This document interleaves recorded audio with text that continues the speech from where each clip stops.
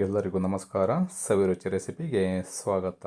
ನಾನಿವತ್ತು ಬಹಳ ರುಚಿಯಾಗಿರತಕ್ಕಂಥ ತರಕಾರಿನ ಬಳಸ್ಕೊಂಡು ಬೇಳೆ ಸಾಂಬಾರನ್ನ ಒಂದು 10ರಿಂದ 15 ನಿಮಿಷದಲ್ಲೇ ರೆಡಿ ಮಾಡ್ಕೋಬೋದು. ಯಾರಾದರೂ ಮನೆಗೆ ದಿಢೀರಂತ ಗೆಸ್ಟ್ ಬಂದ್ರೂ ಕೂಡ ಈ ಸಾಂಬಾರನ್ನ ರೆಡಿ ಮಾಡ್ಕೋಬೋದು. ಬಹಳ ರುಚಿಯಾಗಿರತಕ್ಕಂಥ ತರಕಾರಿ ಬೇಳೆ ಸಾಂಬಾರನ್ನ ತುಂಬ ಸುಲಭವಾಗಿ ಕಡಿಮೆ ಸಮಯದಲ್ಲಿ ಯಾವ ರೀತಿ ಮಾಡೋದು ಅಂತ ನೋಡೋಣ ಬನ್ನಿ. ಮೊದಲಿಗೆ ನಾವು ತೊಗರಿ ಬೇಳೆನ ಬೇಯಿಸ್ಕೋಬೇಕಾಗತ್ತೆ. ನಾನಿಲ್ಲಿ ಒಂದು 50 ಗ್ರಾಮಷ್ಟು ತೊಗರಿ ಬೇಳೆನ ಒಂದು 10ರಿಂದ 15 ನಿಮಿಷಗಳ ಕಾಲ ನೆನೆಯಲಿಕ್ಕೆ ಇಟ್ಕೊಂಡಿದ್ದೆ. ಈಗ ಕುಕ್ಕರ್ಗೆ ಸೇರಿಸ್ಕೊಂಡು ಇದಕ್ಕೆ ಮತ್ತೆ 1 ಕಪ್ಪಿನಷ್ಟು ನೀರನ್ನು ಸೇರಿಸಿ ಸ್ವಲ್ಪ ಅರಿಶಿಣದ ಪುಡಿನ ಹಾಕ್ಕೊಂಡು 2 ವಿಷಲ್ ಬೇಯಿಸ್ಕೋಬೇಕಾಗತ್ತೆ.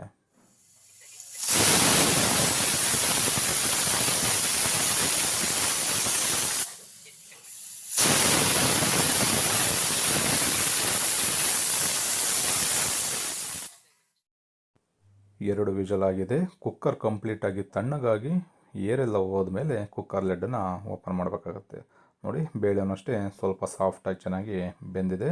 ಇವಾಗ ಇದಕ್ಕೆ ತರಕಾರಿಗಳನ್ನ ಸೇರಿಸ್ಕೋಣ. ತರಕಾರಿಗಳು ನೀವು ಯಾವ ತರಕಾರಿ ಬೇಕಿದ್ರೂ ಇದಕ್ಕೆ ಸೇರಿಸ್ಕೋಬೋದು. ನಾನಿಲ್ಲಿ 1 ಕಪ್ಪಿನಷ್ಟು ಬೀನಿಸು, 1 ಕಪ್ಪಿನಷ್ಟು ಕ್ಯಾರೆಟು, 1 ಕಪ್ಪಿನಷ್ಟು ಆಲೂಗೆಡ್ಡೆನ ಸೇರಿಸ್ಕೊಂಡಿದ್ದೀನಿ. ಹಾಗೆ 2 ಟೊಮೊಟೊನ ಸ್ವಲ್ಪ ದಪ್ಪದಾಗಿ ಕಟ್ ಮಾಡಿಕೊಂಡು ಸೇರಿಸ್ಕೊಳ್ತಾ ಇದ್ದೀನಿ. 2 ಮೀಡಿಯಮ್ ಸೈಜ್ ಈರುಳ್ಳಿನ ದಪ್ಪದಾಗಿ ಕಟ್ ಮಾಡಿ ಸೇರಿಸ್ಕೊಳ್ತಾ ಇದ್ದೀನಿ. ಇದ್ರ ಜೊತೆಗೆ ಬೇಕಿದ್ರೆ ನವಿಲುಕೋಸು, ಬೇರೆ ಬೇರೆ ತರಕಾರಿಗಳನ್ನ ನೀವಿದ್ದರೆ ಸೇರಿಸ್ಕೋಬೋದು. ಇದಕ್ಕೆ ಮನೇಲಿರ್ತಕ್ಕಂಥ ಸಾಂಬಾರು ಪುಡಿನ ನೀವು 2 ಟೇಬಲ್ ಸ್ಪೂನಷ್ಟು ಸೇರಿಸ್ಕೊಳ್ಳಿ. ಬೇಳೆ ಸಾರಿನ ಪುಡಿ ಯಾವುದಿರುತ್ತೆ ಅದನ್ನೇ ನೀವು ಸೇರಿಸ್ಕೋಬೋದು. ಇದಕ್ಕೆ ಈಗ ಅರ್ಧ ಲೀಟ್ರಷ್ಟು ನೀರನ್ನು ಸೇರಿಸಿ ಅರ್ಧ ನಿಂಬೆಹಣ್ಣು ಗಾತ್ರದ ಹುಣಸೆಹಣ್ಣನ್ನು ನೆನೆಲಿಕ್ಕೆ ಇಟ್ಕೊಂಡಿದ್ದೆ. ಆ ರಸನ ಈಗ ಹಿಂಡಿ ಸೇರಿಸ್ಕೊಳ್ತಾ ಇದ್ದೀನಿ.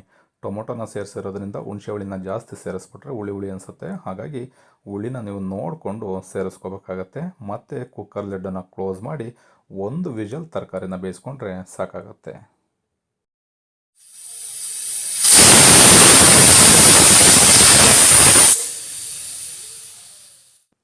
1 ವಿಷಲ್ ಆಗಿದೆ. ಕುಕ್ಕರ್ ಲಿಡ್ಡನ್ನು ಓಪನ್ ಮಾಡೋಣ.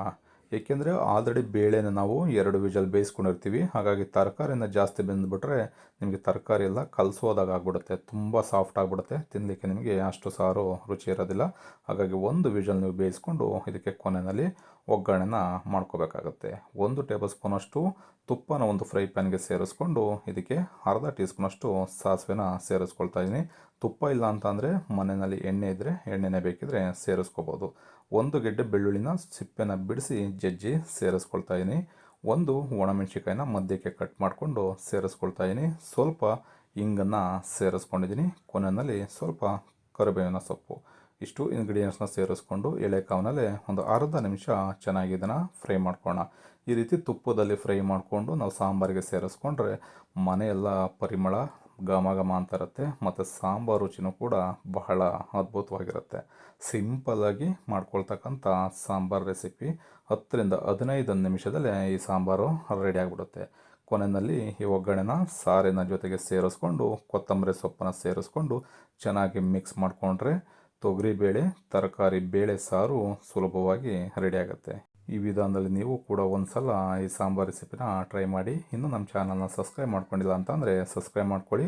ಫೇಸ್ಬುಕ್ಕಲ್ಲಿ ನೋಡ್ತಾ ಇರ್ತಕ್ಕಂಥವ್ರು ನಮ್ಮ ಪೇಜನ್ನು ಫಾಲೋ ಮಾಡ್ಕೊಳ್ಳಿ. ಮರಿದೇನೆ ನೀವು ಕೂಡ ಈ ರೆಸಿಪಿನ ಮನೆಯಲ್ಲಿ ಒಂದು ಸಲ ಟ್ರೈ ಮಾಡಿ ಹೇಗಿತ್ತು ಕಮೆಂಟ್ ಮಾಡಿ ತಿಳಿಸಿ. Thank you.